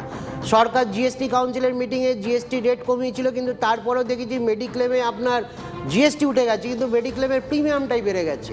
তো মানুষ, উপভোক্তা, বেনিফিশিয়ারি, টিভির পর্দা যারা দেখছেন, তারা দেখছেন যে আমি বাজেট থেকে কি পাচ্ছি। আমি এখানে আমার প্রশ্ন তো অনির্বাণ বাবু, এই যে ভারত চেম্বার অফ কমার্স থেকে কেউ বলছিলেন যে ডাইরেক্ট বেনিফিট ট্রান্সফার হয়নি বা ডাইরেক্ট ওইভাবে কেউ বেনিফিটেড হবে না, হবে ঘুরপথে। তো ঘুরপথেও তো কোনো বেনিফিট কোনো মধ্যবিত্ত দেখতে পাচ্ছেন না, তো র্যান্ডমলি মধ্যবিত্তদের প্রশ্ন। আমি আরেকটা জাস্ট ফিগার আমি অনির্বাণকে থামিয়ে দিকে বলছি, এই যে ক্যাপিটাল এক্সপেন্ডিচার, কেন লোকে স্কেপটিক হয় বাজেটের ক্লেম নিয়ে। এই গত বছর আমাদের অ্যালটমেন্ট ক্লেম ছিল রিভাইজড বাজেটে, যেটা করা হয়েছিল 2025-26-এ। আগে বাজেট এস্টিমেটস ছিল 11,21,000 কোটি টাকার মতো capital expenditure. At the end of the day revised এস্টিমেটে আমরা কি দেখছি? 10,95,755 কোটি টাকা বাড়লো না কমলো? আমি এখানে সুপর্ণার সঙ্গে একটা কথা বলি যে বাজেট ইজ আজকের দিনে দাঁড়িয়ে এস্টিমেট, ডাইনামিক্স আগামী 12 মাসে চেঞ্জ হয়, রিভাইজড এস্টিমেটস হয়, এটা বাজেটের নরমাল সংখ্যা। 2025 কিন্তু সেটা হচ্ছে আমি বলছি যে ফিসকাল ডেফিসিট যেটা ছিল 4.4, সেটা বাড়ছে না, সেটা 4.3-তে রাখার চেষ্টা করা হচ্ছে। একটু থামাচ্ছি, আরেকটা মনীষসভা থেকে একটা প্রতিক্রিয়া পাচ্ছি আমি। আমাদের প্রতিনিধি সৌভিক রয়েছেন ইন্ডিয়ান চেম্বার অফ কমার্স থেকে। সৌভিক, কি প্রতিক্রিয়া ইন্ডিয়ান চেম্বার অফ কমার্সের? দেখো, কিছুক্ষণ আগেই বাজেট শেষ হয়েছে এবং এই বাজেটে ব্যবসায়ীরা কতটা খুশি আমি সরাসরি কথা বলে নেব। আইসিসির ভাইস প্রেসিডেন্ট केशव भजंगा सर हमारे संगे रही है, सरासरि एक बार कथा बोले नेब। सर, आप लोग तो जैसा आशा कर रहे थे ऐसा बजट हुआ है, मतलब क्या सोच रहे हैं बजट के बारे में? देखिए, मुझे लगता है कि एक बहुत बढ़िया और ऑल इंक्लूसिव बजट है। आज आप देखेंगे कि वित्त मंत्री ने जो किया है 12 लाख करोड़ से अधिक इंफ्रास्ट्रक्चर एक्सपेंडिचर और साथ साथ में फिजिकल डेफिसिट को 4.3% पे पैक करना, मुझे लगता है कि ये नियरली इम्पॉसिबल टास्क था जो हमारे ऑनरेबल फाइनेंस मिनिस्टर ने किया है। मुझे लगता है कि ये बजट एक ऑल इंक्लूसिव बजट है जो इंडिया के लॉन्ग टर्म डेवलपमेंट के लिए है। साथ ही साथ ये जो tariff Wars, unfair tariff Wars India के अगेंस्ट हो रहे थे, मुझे लगता है कि जो सेक्टर्स इम्पैक्टेड थे, जैसे फार्मा, जैसे टेक्सटाइल्स, इन सभी के लिए गवर्नमेंट ने बहुत अच्छे स्टेप्स लिए। तो हमारी इकॉनमी को रिवाइव करने के लिए, हमारी इकॉनमी में और रेजिलियंस और स्ट्रेंथ बिल्ड करने के लिए ये एक बहुत बढ़िया बजट है। ये बजट दिखाता है कि आत्मनिर्भर भारत अब एक सपना नहीं, एक सच्चाई है। ये बजट इंपोर्ट एक्सपोर्ट में कैसा सहायता करेगा? देखिए, हमारे बजट में कहा गया है कि काफ़ी सारे जो हैसल्स थे कस्टम पॉइंट ऑफ व्यू से या लिटिगेशन पॉइंट ऑफ व्यू से इंपोर्ट एंड एक्सपोर्ट के ऊपर दोनों उन्हें रिलैक्स किया जा रहा है और simplification and ease of doing business, इससे दोनों इंपोर्ट एंड एक्सपोर्ट बेनिफिट करेंगे। आज के दिन प्रोसीजरल हर्डल्स जैसे ही हटेंगे हमारे देश में एक्सपोर्ट का परसेंटेज बढ़ेगा और मुझे लगता है कि काफ़ी सारे स्टेप्स जो बजट में हैं, जबकि डिटेल अभी तक नहीं आई है, लेकिन ये सही स्टेप सही डायरेक्शन में स्टेप्स है। বেশ, স্যার ये जो আপাতত বাজেট তোমাকে ধন্যবাদ সৌভিক। ইন্ডিয়ান চেম্বার অফ কমার্সের প্রতিক্রিয়া আমরা পেলাম। আমি অনির্মল বাবু আপনার কাছে ফিরে আসবো। রাজ্যের দুটো বণিক সভার প্রতিক্রিয়া পেলাম। মূলত যারা বাণিজ্যের সঙ্গেই থাকেন, সেই অর্থে হয়তো ইন্ডাস্ট্রির সঙ্গে থাকেন না, তবুও আমি মানে কোনো ছোট বড় অর্থে বলছি না, তারা কিন্তু বলছেন যে বাজেট তাদের পক্ষে ভালো। দেখুন এগুলো মানে আমি বলবো এগুলো যে জায়গার থেকে তারা প্রতিক্রিয়া দিচ্ছে সেখান থেকে সরকারের এগেনস্টে গিয়ে কথা বলার ক্ষমতা নেই তাদের। আমি তাদেরকে চিনি জানি, সেই জন্য বলে দিলাম। কিন্তু বাজেট হচ্ছে এই বণিক সভাকে সন্তুষ্ট করবার জন্য নয়, বাজেট হচ্ছে ওই সবার জন্য। কিন্তু সবাইকে বুঝতে হবে যে আমি একটা স্টেবিলিটি চাই। আমার সরকারের স্থায়িত্ব যখন আমরা দিয়েছি 5 বছরের জন্য, এত বছর ধরে 2014 থেকে সরকারের যে রিফর্মসের যে পরিকল্পনা, সেই পরিকল্পনাটা যাতে বাস্তবায়নটা তাড়াতাড়ি হয়। যে জমি অধিগ্রহণে যদি না হয়, তুমি ওই বারাণসী থেকে শিলিগুড়ির ওই ফ্রেট করিডর হবে না। এই জমি হস্তান্তর করবার জন্য কত কাঠখড় পোড়াতে হবে রাজশ্রীও জানে না আগামী দিনে। কিন্তু পশ্চিমবঙ্গের মানুষজন যদি করিডোরের সুবিধাটাই না পায়, তাহলে আর তার বেনিফিটটা কী আছে? আজকে একটা জিনিস মাথায় রাখতে হবে, ওই লাল ট্যাব দিয়ে আপনি 9 বছর ধরে বাজেট দিয়ে যাচ্ছেন। আমার কাছেও কালো ট্যাব আছে, এখানে লাস্ট 2014 থেকে সব বাজেট আছে আমার, কিন্তু অ্যাকশন টেকেন রিপোর্ট নেই। বাজেটে যা অ্যালোকেশন হচ্ছে, যে ঘোষণা হচ্ছে, তার কতটা বাস্তবায়ন হচ্ছে? আজকে আপনি একটা এইমস করবেন বললে এইমসটা 1 বছরে হবে না, কিন্তু সেই এইমসটা করতে গেলে তার জন্য তার যে পরিশ্রম আছে, তার ব্যয় আছে 5 বছরের জন্য, সেই ব্যয় অনেক জায়গায় বন্ধ হয়ে যাচ্ছে। আজকে রাস্তাঘাট যেগুলো আমরা বলি পরিকাঠামো খাতে উন্নয়ন, সেটা পাবলিক এক্সপেন্ডিচার বাড়ানোর একটা উইপন্স, সেই পাবলিক এক্সপেন্ডিচারটা বাড়ছে কিনা? আপনি অনেক রাস্তাঘাট দেখবেন, ব্রিজ দেখবেন অর্ধেক হয়ে পড়ে রয়েছে, তাহলে সেটা যতক্ষণ না কমপ্লিট হচ্ছে তার বেনিফিটটা আপনি পাচ্ছেন। আমরা শিলিগুড়ির কথা যখন এলো তখন শিলিগুড়িতে তার একবার ফিরে যাই। শিলিগুড়ির মানুষ কি প্রতিক্রিয়া দিচ্ছেন এই হাই স্পিড করিডোরে নিজেদের নাম যুক্ত হতে দেখে? শিলিগুড়ি শহরের প্রসেনজিৎ রয়েছেন আমাদের সঙ্গে। প্রসেনজিৎ, কি প্রতিক্রিয়া শিলিগুড়ির মানুষের? দেখো, হাই স্পিড রেলওয়ে করিডোরের ক্ষেত্রেও বাসিন্দারা স্বাগত জানিয়েছেন। তবে এই মুহূর্তে আমি ওষুধের দোকানে রয়েছি, যেখানে অন্তত ক্যান্সার জাতীয় ওষুধের ক্ষেত্রে যেখানে 17টি ওষুধের ক্ষেত্রে আমদানি শুল্ক